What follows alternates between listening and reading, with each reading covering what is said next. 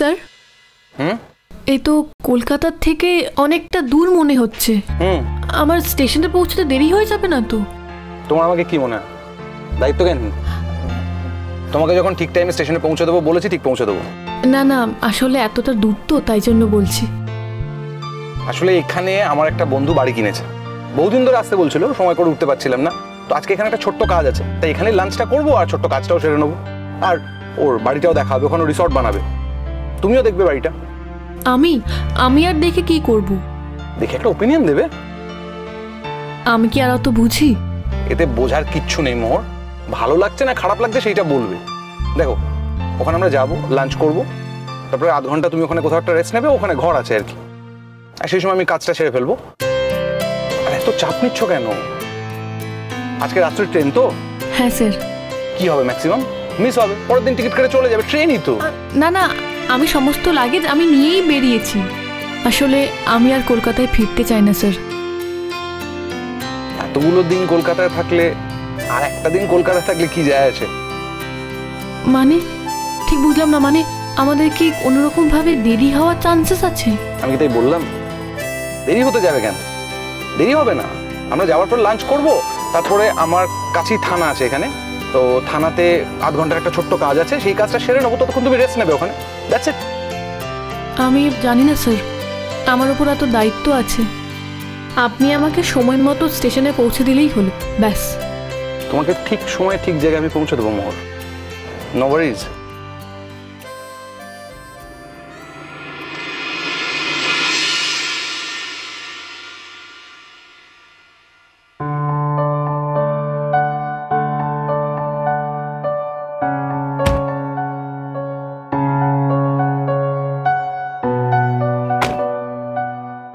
একটা কথা বলো মোহর। হ্যাঁ স্যার। তুমি ডক্টর শঙ্কর রায় চৌধুরীকে জানিয়েছো যে তুমি চলে যাচ্ছ? না স্যার। হয়তো ম্যাম জানিয়েছেন। ও, তোমার বোধহয় ওনাকে জানানো উচিত ছিল, তোমার লাইফে ওনার কন্ট্রিবিউশন তো কম না। স্যার, কর্তব্য কি শুধু আমারই? উনি নিশ্চয় জেনেছেন। উনি আমাকে একটা ফোন করতে পারতেন। উনি যখন জানার কোনো প্রয়োজন মনে করেননি, তখন আমিও বলার প্রয়োজন মনে করিনি। আর অপমানটা উনি আমাকে করেছেন, আমি তো ওনাকে করিনি। আমার মনে হয় লাইফের কিছু ক্ষেত্রে ইগোটাকে বোধহয় আমাদের বিসর্জন দেওয়া উচিত, তাই না? না স্যার, এটা ইগো নয়। ইগো আর আত্মসম্মান একদম আলাদা। আপনি যদি আমার আত্মসম্মানকে ইগো বলে ধরে নেন, তাতে আমার কিছু করার নেই। বেশ, এ ব্যাপারে আমি আর কিছু বলবো না। স্যার। হ্যালো, লাঞ্চের সমস্ত ব্যবস্থা রেডি? হ্যাঁ স্যার, তো বলে দিয়েছেন যেন আপনাদের কোনো ছুটি না হয়। গুড। স্যারই মেনু ঠিক করে দিয়েছেন, আমি সব রান্না করে ফেলেছি। স্যার, আপনাদের আরেকজন এলো না? আরেকজন? আর আরেকজন তো কেউ আসার কথা না?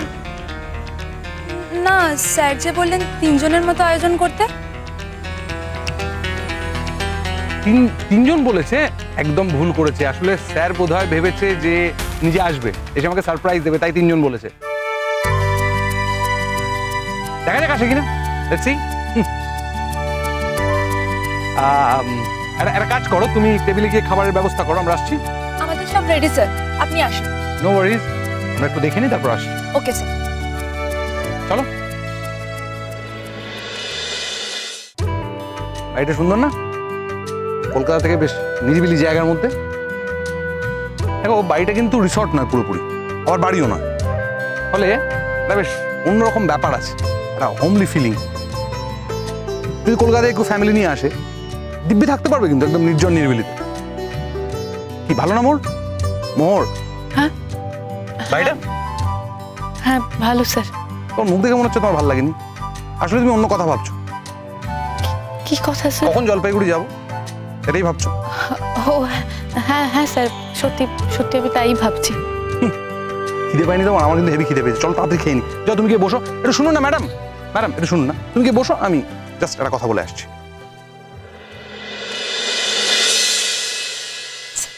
হ্যালো, বলছি যে 3 নম্বর জনের যে আসার কথা আছে, হ্যাঁ ডক্টর শঙ্কর রায়চৌধুরী, সেটা কাউকে বলার দরকার নেই। আচ্ছা বুঝতে স্যার, পারলেন? বুঝতে পেরেছি। ব্যাপারটা আমাদের মধ্যেই থাকবে, তিনি এলে আপনি আমায় খবর করবেন। হ্যাঁ, আপনি সেজন্যই বলেছিলেন 3 জনের কথা। এক্স্যাক্টলি, কিন্তু ওনাকে এখন কিচ্ছু জানানো যাবে না, কেমন? রাইট? কেন জানানো যাবে না? কেননা যিনি আসছেন তিনি ম্যাডামের হাজবেন্ড ডক্টর শঙ্কর রায়চৌধুরী। তো উনি ওনাকে সারপ্রাইজ দিতে চান, তাই জন্য ম্যাডাম যেন কোনোভাবে জানতে না পারে যে ডক্টর শঙ্কর রায়চৌধুরী আসছে। তোমাকে যেটা করতে হবে, উনি যখন আসবেন তুমি ওনাকে সোজা পেছন দিয়ে একদম ঘরে ঢুকিয়ে দেবে, কেমন? আচ্ছা স্যার। আমাকে এসে একটা নক করে দেবে, কিন্তু হ্যাঁ, ম্যাডাম যেন টের না পায় যে তুমি আমাকে নক করে জানাচ্ছ। না, স্যার, এবার বুঝতে পেরেছি ব্যাপারটা। রাইট। চলুন তাহলে খেয়ে নি। হ্যাঁ প্লিজ, আপনি অ্যারেঞ্জ করুন। হ্যাঁ। আপনি তো এখানে কথা বলছেন স্যার, আমি একা একা কি করব? না, আমি জেনে নিচ্ছিলাম আর কি কি মেনু হয়েছে, আশেপাশে কি আছে না আছে সবটা কি জেনে নিচ্ছিলাম। বলো। কিন্তু এখানে তো কেউই নেই। কেউ থাকার কথাও না, ফাঁকাই পড়ে থাকে, চালু হয়নি তো ব্যাপারটা। আমার বন্ধু বললো একবার দেখে নিতে, তাই দেখে নিলাম আর কি। বলছি, আপনি থানায় কখন যাচ্ছেন? থানায় যাবো, লাঞ্চটাকে করে নিয়ে যাবে।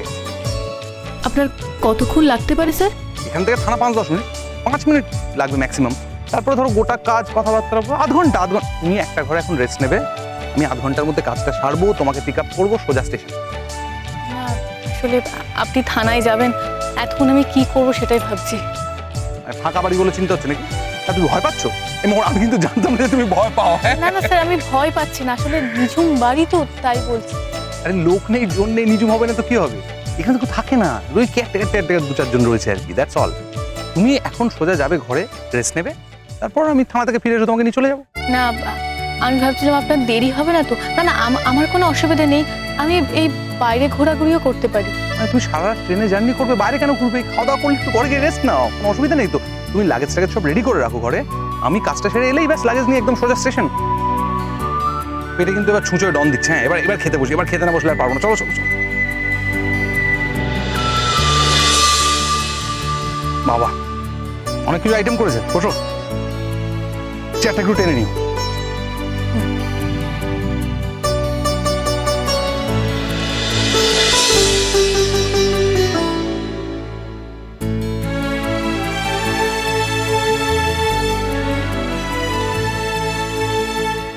স্যার, এত খাবার?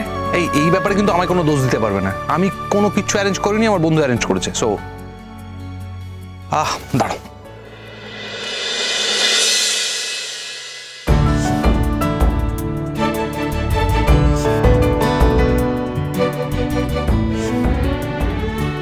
না না, আরে দাঁড়াও, এইটুকু তো খাবে নাকি? থাক। হ্যাঁ, না না না না, থাক।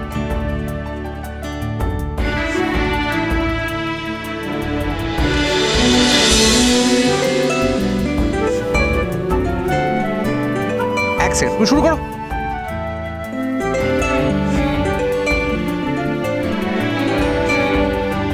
হ্যাঁ বলুন। হ্যাঁ হ্যালো, আমি এসে গেছি। হ্যাঁ বলা আছে। হ্যাঁ ঠিক আছে, কিন্তু আপনারা কোথায়?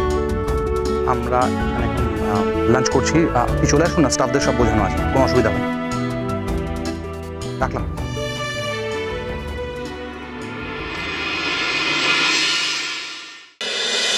আরে তুমি খাওয়া শুরু করেনি কেন? আরে খাও খাও, সালাড নাও।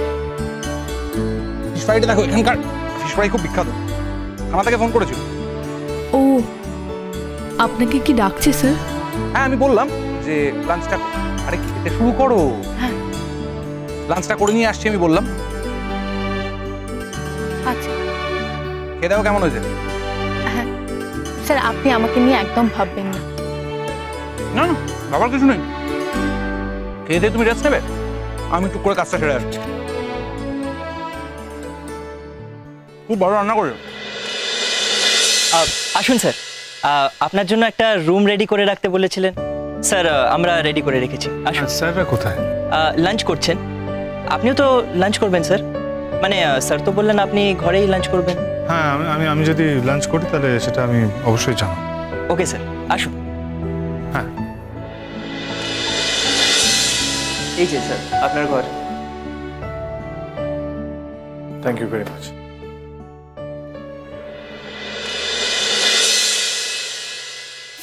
হুম? আমি আর পারছি না খেতে। সে কি, কতটুকু খেলে তুমি? দেখে যাও, এই শঙ্খ নজরদারি করতে পারছে না, বকাবকি করতে পারছে না, সেই সুযোগটা নিচ্ছ, অনিয়ম করছো। প্লিজ স্যার, প্লিজ এই কথাটা আপনি আর বলবেন না। যার কোনোদিনও নজরদারি করার কথা নয়, যার কোনোদিনও আমাকে বকাবকি করার কথা নয়, সে কেন করতে যাবে বলুন তো? আর আমি বা এক্সপেক্ট কেন করব? খুব অভিমান হয়েছে শঙ্করের উপর। প্লিজ স্যার, প্লিজ আপনি এই কথাটা বলবেন না, বরং অন্য কথা বলুন। বেশ, তাহলে কথাটা তোলা থাক।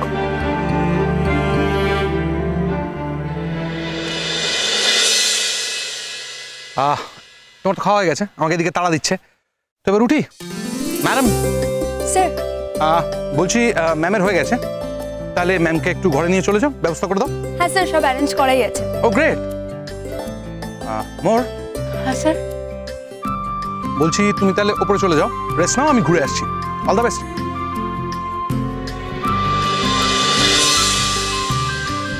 অল দ্য বেস্ট বললাম, এভাবে তাকিয়ে আছো কেন? হঠাৎ অল দ্য বেস্ট কেন স্যার? অল দ্য বেস্ট বলার জন্য কোনো কারণের দরকার লাগেনি, এমনি বললাম। এনিওয়ে, তুমি রেস্ট নাও। ওকে মোর, আমি তাহলে ঘুরে আসছি। ম্যাডাম নিয়ে যান ম্যামকে। আসুন ম্যাম।